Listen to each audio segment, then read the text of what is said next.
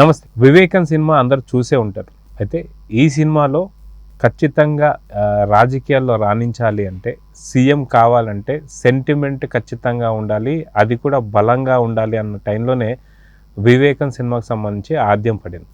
అయితే ఈ యొక్క ఆలోచన ఇచ్చింది కూడా పీకేకి సంబంధించిన వర్గాలు అయితే ఇప్పుడు అధికారంలోకి వచ్చారు, అన్నీ అయిపోయాయి. కానీ అదే పీకే టీం, అదే ప్రశాంత్ కిషోర్ మాత్రం ఇప్పుడు జగన్ రావడం చాలా కష్టం అని చెప్పి ఆయన అన్నాడు. అంటే కనీసం కొన్ని ప్రాంతాల్లో డిపాజిట్లు కూడా కోల్పోతున్నాయి, 10 నుంచి 15 సీట్లకు మాత్రం పరిమితం కాబోతున్నాడు అన్న మాటల్లో అర్థాలు ఏంటి, ఈ రాజకీయాన్ని ఎలా చూడాలో చూద్దాం. సార్ నమస్తే. నమస్తే అండి. సార్ మొత్తానికి పీకే ఏదైతే ఉన్నాడో, ఏదైతే వ్యూహకర్త, మొత్తానికి ఇప్పటిదాకా కొన్ని సినిమాలు తీపిచ్చాడు, అన్నీ జరిగాయి.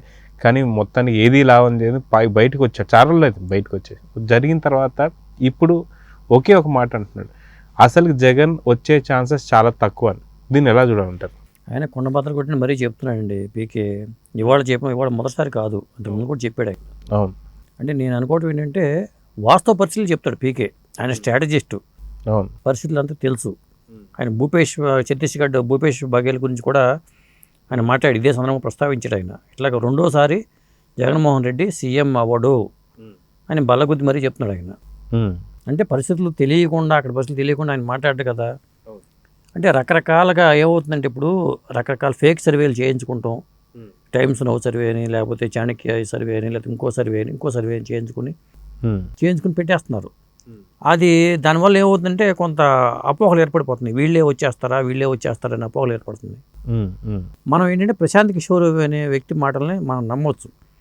ఎందుకంటే ప్రశాంత్ కిషోర్ అనే వ్యక్తి పోయినసారి ఆ పార్టీ తరపునే ఉన్నాడు. ఆయన జగన్మోహన్ రెడ్డి ప్రభుత్వం రావడానికి కారణం కూడా ఆయన ఏం చెప్తారు. ఆయన మీ వివేకం సినిమా చూసినప్పుడు కూడా ఆ పాత్ర కనిపించింది, ఆ సినిమాలో కూడా కనిపించింది. ఆ పాత్ర కూడా పెట్టారు ఆ సినిమాలో. అలాంటి వ్యక్తే ఇలా మాట్లాడుతున్నాడంటే జగన్మోహన్ రెడ్డి గెలిచే ఛాన్స్ లేదని అనుకోవాలి కదా. అది ఇంకొకటి ఏంటంటే, పోయినసారి 2019లో జగన్మోహన్ రెడ్డి సీఎం అవ్వడానికి, లేదా ఆయన అంతకుముందు జైల్లో ఉన్నప్పుడు షర్మిల గారు పాదయాత్ర చేసి ఆ పార్టీని ఎంతో కొంత బలపడేలా చేశారు. ఎందుకంటే జనం మర్చిపోకుండా జనంలో తిరిగారు ఆవిడ. అలా తిరిగిన ఆ వ్యక్తి కూడా ఇవాళ రోజుని ఆయనకి అన్నకి వ్యతిరేకంగా మాట్లాడుతున్నారు. అలాగే వివేకానంద రెడ్డి కూతురు సునీత గారు కూడా తిరుగుతున్నారు పక్క. మరి జగన్మోహన్ రెడ్డి మనుషులు అనుకున్న వాళ్ళు, ప్రశాంత్ కిషోర్ కానీ, సునీత కానీ, షర్మిల కానీ, వీళ్ళందరూ బయటకు వచ్చి సీటు పక్క వచ్చేసారు. అంటే ఒక వర్గం ఆయన వ్యతిరేకంగా పనిచేస్తున్నారు. ఇంకొక పక్క ఆ పార్టీలో ఉన్న చాలామంది కీలకమైన నాయకులు, ఎంపీలు లేదా ఎమ్మెల్యేలు ఫ్రాంచ్ చేశారు. ఎప్పుడైనా సరే ఆ పార్టీ గెలుస్తున్న నమ్మకం ఎప్పుడు కలుగుతుందంటే, ఆ పార్టీలో ఉండే వ్యక్తులు మళ్ళీ అదే పార్టీలో టికెట్ సంపాదించుకుని అదే పార్టీలో పోటీ చేస్తే మేము ఉంటాం అనుకుంటే అది వేరుగా ఉంటుంది.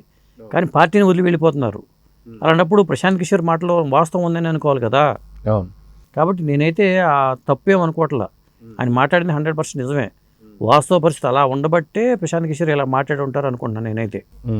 అయితే ప్రశాంత్ కిషోర్ ఒక పెద్ద వ్యూహకర్త. ఆయనకు సంబంధించే ఐపాక్ టీం అనేది ఒకటి వర్క్ చేస్తూ ఉంటుంది. అయితే గ్రౌండ్ లెవెల్లో ఏం చేస్తే బెటర్గా ఉంటుంది ఏంటి అనేది కొన్ని సూచనలు, సలహాలు అయితే ఇచ్చారు.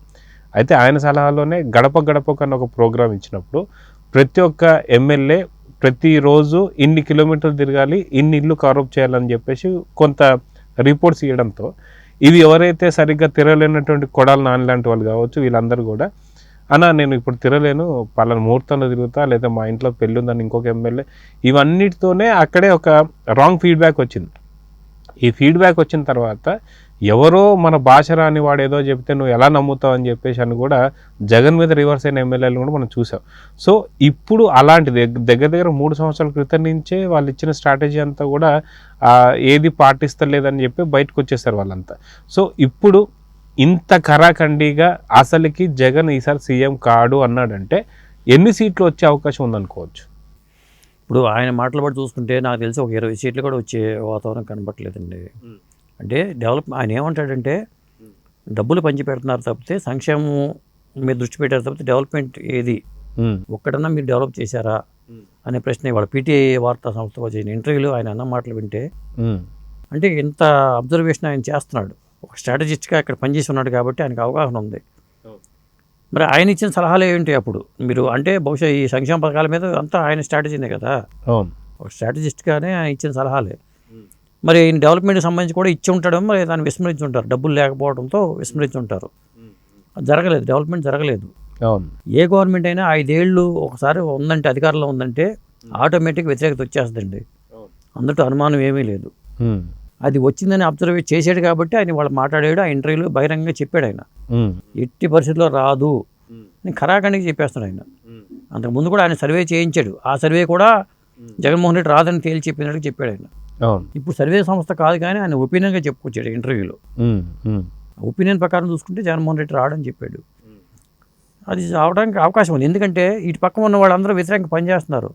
అటు షర్మిల వ్యతిరేకంగా పనిచేస్తుంది, విజయమ్మ గారు అసలు ఎటు ఉన్నారో కూడా తెలియట్లా, ఇటు కూతురుతోనూ ఉంటున్నారు, కొడుకుతోనూ ఆవిడ చేస్తున్నారు. కాబట్టి ఒక తల్లిగా ఇద్దరు సమానమే కాబట్టి 2 కళ్ళు కాబట్టి ఆవిడ ఏం బయటపట్టాల. కానీ అనుకున్న వాళ్ళందరూ బయటికి వెళ్ళిపోతున్నప్పుడు ఎలా అనుకుంటారు, ఏ ప్రాతిపదికన అనుకుంటాం? పోనీ డెవలప్మెంట్ యాక్టివిటీస్ పరంగా చూసుకుంటే ఎక్కడన్నా రోడ్లు ఉన్నాయా, అసలు ఆ డెవలప్మెంట్ యాక్టివిటీస్ ఏం జరిగినాయి, ఒక ఎమ్మెల్యేకి ఎన్నికైన వ్యక్తి 5 ఏళ్లలో ఏం చేశాడంటే ఏం కనిపిస్తుంది అక్కడ, ఇలాంటివన్నీ జనం అబ్జర్వ్ చేస్తారు కదా. కాకపోతే ఏమవుతుందంటే ఈ పథకాల ద్వారా ప్రయోజనం పొందుతున్న వాళ్ళ ఒపీనియన్ బయటకు చెప్పట్లా, వాళ్ళ మనసులో ఏముందో తెలియట్లా. ఆ ఓట్ బ్యాంక్ అనేది అట్లా ఉంది. ఇంకొకటి ఏంటంటే పోయినసారి ఇటు పక్క ఎవరైతే middle class, upper middle class వీళ్ళందరూ ఎంప్లాయీస్ అనుకున్నారో ఆ ఓట్లన్నీ జగన్మోహన్ రెడ్డికి ఫేవర్గా పడినాయి 2019లో. పట్టడం వల్ల ఆయన సీఎం అవ్వడానికి అవకాశం దొరికింది. ఈసారి ఈ వర్గం అసలు ఇటు పక్క పూర్తి వ్యతిరేకంగా కనిపిస్తుంది కదా. అలాగే సంక్షేమ పథకాలు పొందిన వాళ్ళందరూ మాస్ ఓటింగ్ ఏదైతే అనుకున్నామో ఆ మాస్ ఓటింగ్ గంప కొత్తగా జగన్మోహన్ రెడ్డికి పడదని చెప్పడానికి లేకుండా పోయింది వాళ్ళు. ఇన్ని సమస్యలు ఉన్నాయి, ఇవన్నీ బయటికి కనిపిస్తున్నాయి.